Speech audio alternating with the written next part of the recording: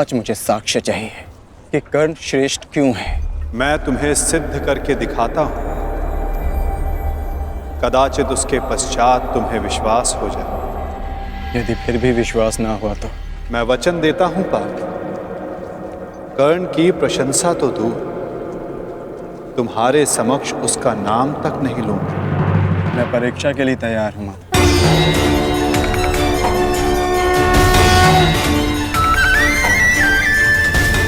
उन दो पर्वतों को देख सकते हो पार्थ?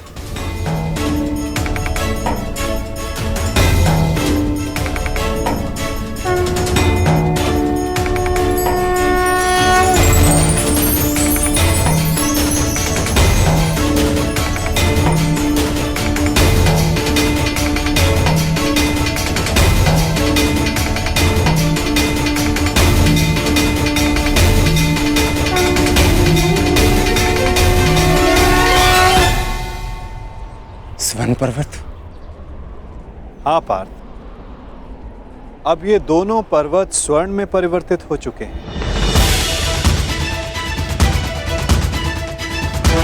अति सुंदर।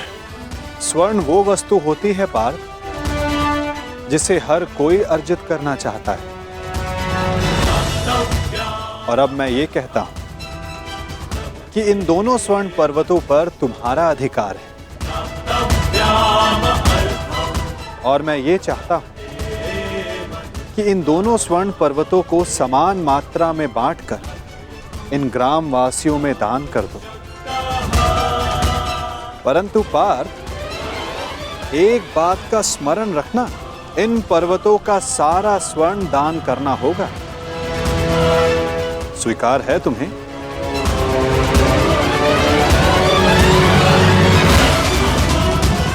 मुझे स्वीकार। आज्ञा दीजिए मां। ग्रामवासियों,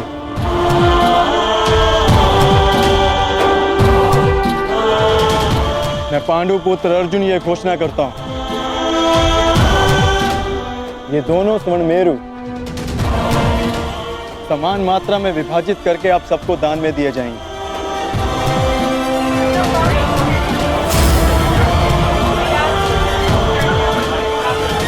इसलिए आप एक पंक्ति में खड़े हो जाएं और अपना अपना भाग लेकर आगे जाएं।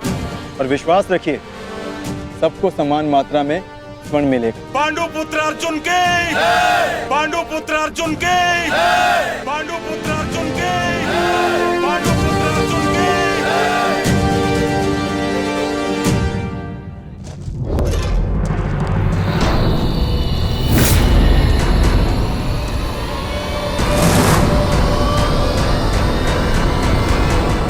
ये क्या है पुत्र? अब कौन सी समस्या उठा लाए अपने कंधे पर? हाँ बार्बरिक, कौन है ये? और इनकी ये दशा किसने की? चिंता ना करो माता, ये केवल मूर्छित ही हुए हैं। परंतु कैसे? बस ये मुझे चुनौती देने की भूल कर बैठे। मुख से तो ये मूर्ख नहीं लगते, पर कार्य मूर्खों वाला कर बैठे।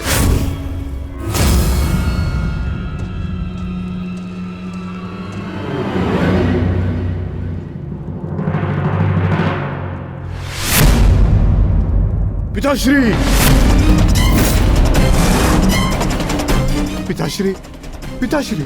पिताश्री! पिताश्री! मारवी, पानी लेके आओ। क्या हुआ पिताश्री? क्या हुआ? ये क्या अनर्थ कर डाला तुमने? तुम्हें पता भी है ये कौन है? ये पिताश्री है मेरे, तुम्हारे पितामह मध्य पांडव महाबली भीम है ये, जिनका सम्मान करना चाहिए उन पर प्रहार कर उनको अपमानित कर दिया। लज्जा आती है मुझे कि तुम मेरे पुत्र हो। हाँ, जो तुमने किया वो मूर्खता नहीं, पाप है।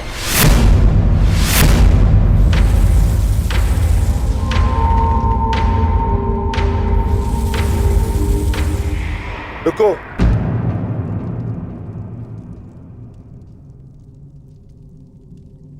पिताश्री, मैं अपने मूर्ख पुत्र की ओर से क्षमा मांगता हूं। क्या ये मेरा पौत्र है। प्राणिपात पितामह, अपनी उद्दंडता पर मैं लज्जित हूं।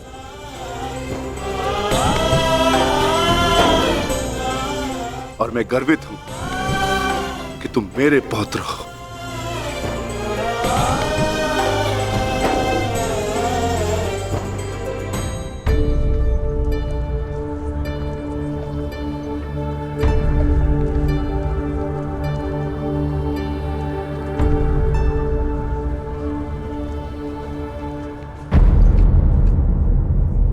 जिस भीम को जरासंध भी परास्त नहीं कर पाया, उसे धूल चटाकर बार्बरिक ने यह सिद्ध कर दिया वो कुशल योद्धा है। मैं बहुत प्रसन्न हूं ये जानकर कि तुम्हारी धमनियों में मेरा रक्त बह रहा है। जीते रहो पुत्र। आज बहुत समय के पश्चात तुमसे द्वंद्व करके मुझे बहुत आनंद आ गया। परंतु पिताश्री, आपके यहां आने का प्रयोजन क्या था? प्रयोजन है पुत्र, और वो प्रयोजन तुम्हें और बार्बरिक को सिद्ध करना होगा। आदेश दीजिए पिताश्री।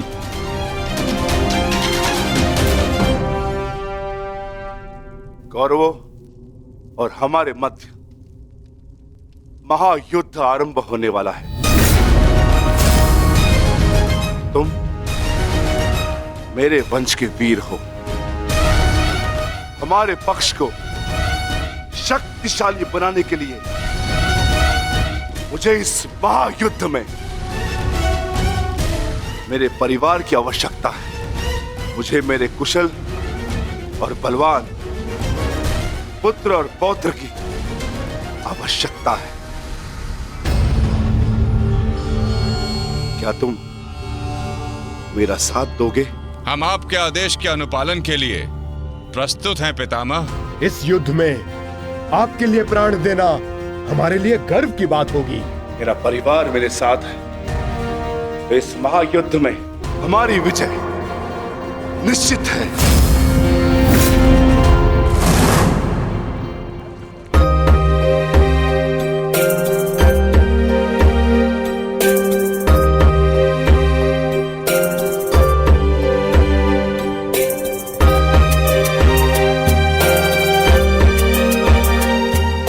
ये लोग तो पहले भी अपने भाग का स्वर्ण ले चुके हैं।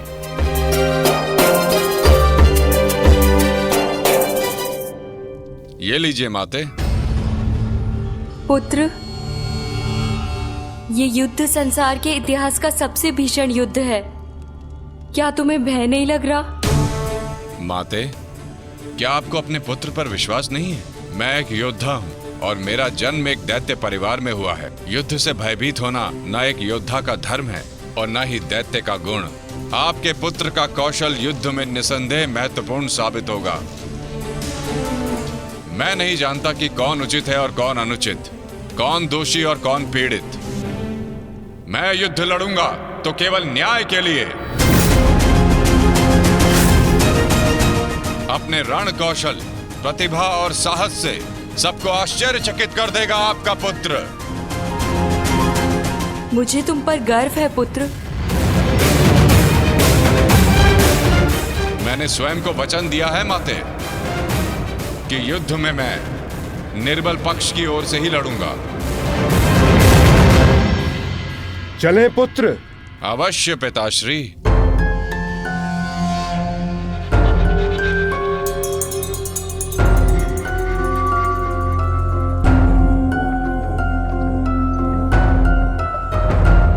रुक जाइए, थोड़ा विश्राम करते हैं। कुछ समय पश्चात पुनः प्रारंभ करेंगे।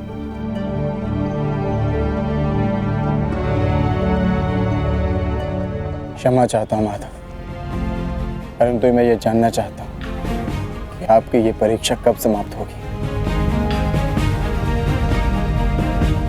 अभी तक तो मैं आधा पर्वत भी नहीं बांध पाया और थकान सा अनुभव कर रहा हूँ। पार्थ, अभी तो तुम्हारी परीक्षा का आरंभ हुआ है और तुम इतना शीघ्र थक गए। थक तो मैं गया ही हूँ माधव, परंतु पराजय स्वीकार नहीं करूंगा। क्षमा चाहता हूं माता, परंतु अभी तक मुझे आपकी इस परीक्षा में आपका उद्देश्य समझ नहीं आया। ठीक है पार्थ, मैं तुम्हें अपना उद्देश्य बताता हूं। इस कहानी का दूसरा कोण तुम्हारे समक्ष लाता हूं। अब तुम्हें स्वर्ण नहीं बांटना है, बस यहां खड़े रहकर जो कुछ भी घटित होगा उसका साक्षी बनना है।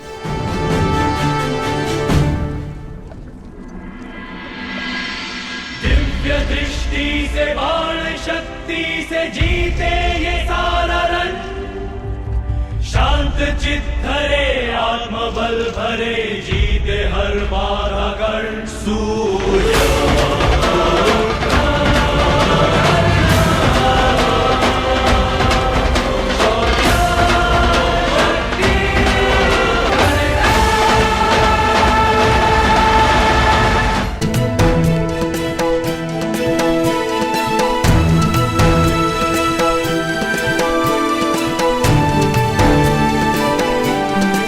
प्रणिपात वासुदेव।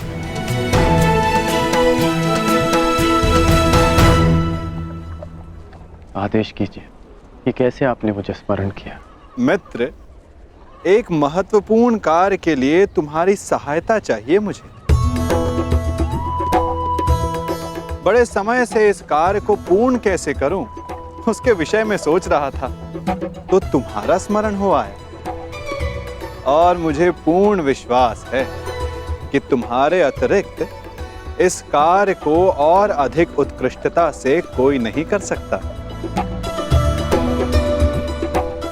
ये मेरा सौभाग्य है कि आपने मुझे अपना मंतव्य पूर्ण करने के लिए योग्य समझा। वो तो स्वर्ण पर्वत देख सकते हो मित्र।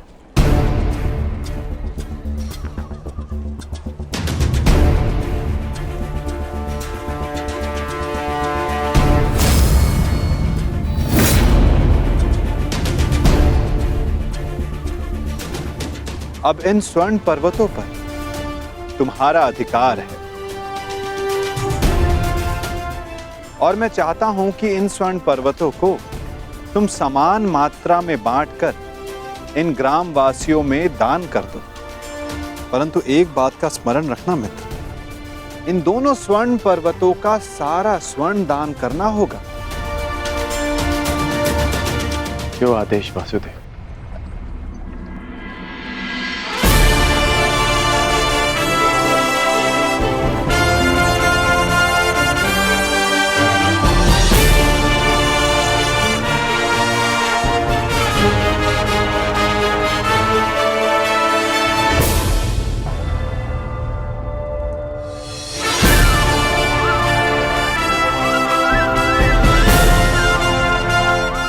मैं सभी ग्रामवासियों से निवेदन करता हूं कि ये दोनों स्वर्ण पर्वत अब आपके अधीन है। आप सब जाकर इस सारे स्वर्ण को आपस में समान भाग में बांट लें।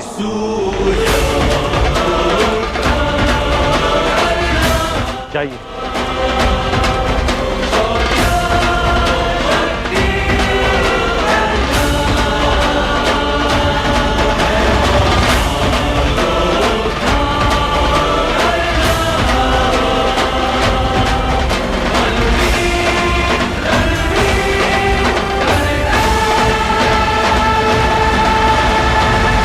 प्रणिपात।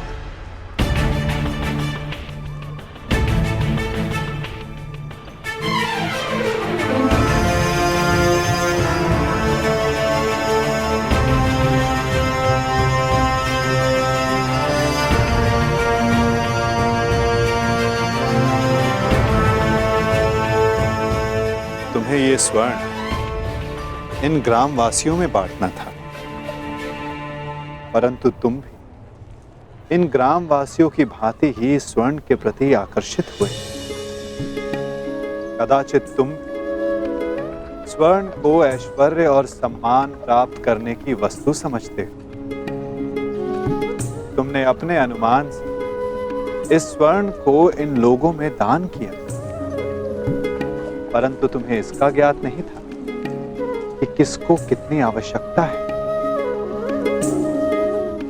और कर्ण के मन में इस स्वर्ण को लेकर कोई आकर्षण, कोई लालच नहीं था पार्थ। और ये सब ग्रामवासियों में दान करके वो वापस लौट गया। पार्थ, जिस पर दान करने का उत्तरदायित्व हो, उसके मन में वस्तु के प्रति लोभ नहीं होना चाहिए।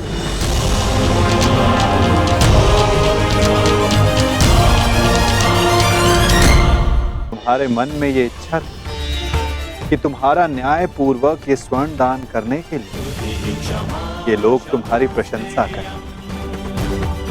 और कर्ण के मन में केवल कर्म करने की इच्छा थी पार्थ, फल पाने की नहीं।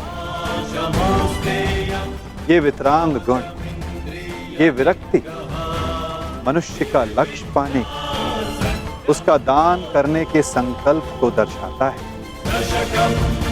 एक समय था पार्थ कि तुम केवल चिड़िया की आंख को देखते थे, परंतु आज तुमने केवल चिड़िया की आंख को नहीं, पूरी चिड़िया को देखा। उसकी चाह पूर्ण करने की राह को देखा। और यही अंतर है तुम में और कर्ण में पार्थ। वही अंतर जो एक सामान्य मनुष्य और विशेष मनुष्य में होता है। मैं आपका तात्पर्य समझ गया माता, और ये भी समझ गया कि आपके हृदय में कर्ण का स्थान मेरे स्थान से ऊपर क्यों है। नहीं पार्थ, ऐसा नहीं है। तुम भी मेरे लिए अत्यधिक प्रिय हो,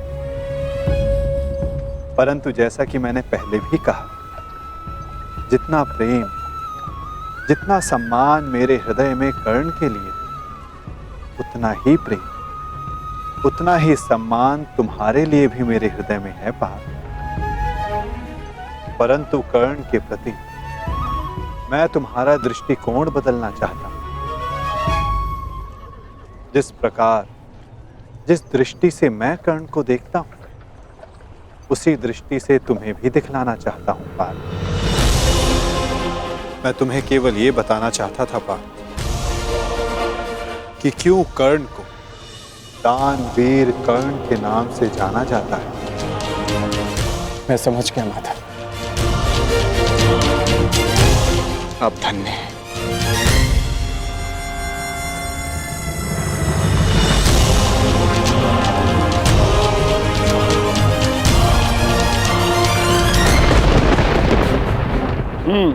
बड़ा दानवीर है ये कर्ण वासुदेव। आपकी परीक्षा तो पूर्ण हो गई, अब मेरी बारी। अब मैं बताऊंगा कि दानवीर होने के नाम पर कितना बड़ा ढोंग कर रहा है ये कर्ण। अब केवल अर्जुन को ही नहीं, पूरे संसार को ज्ञात होगा ये सूर्यपुत्र कर्ण कितना महान दानवीर है।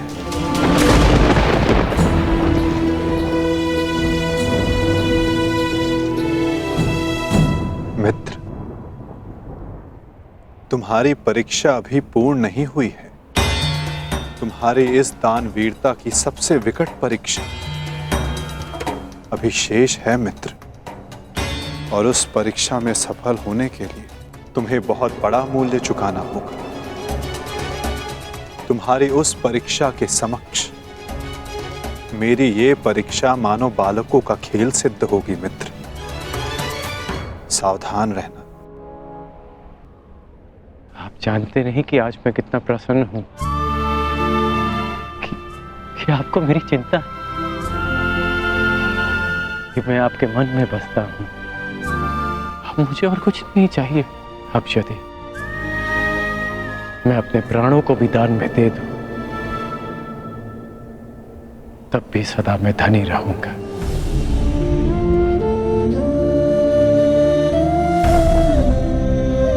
बड़ी बात वासुदेव।